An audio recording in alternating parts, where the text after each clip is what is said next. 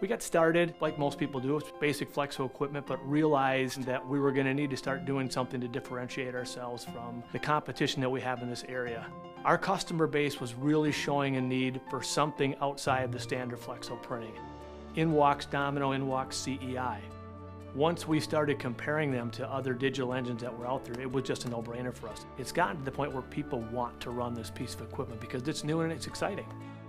We've noticed a definite difference to our bottom line because of the Domino and because of the CEI equipment.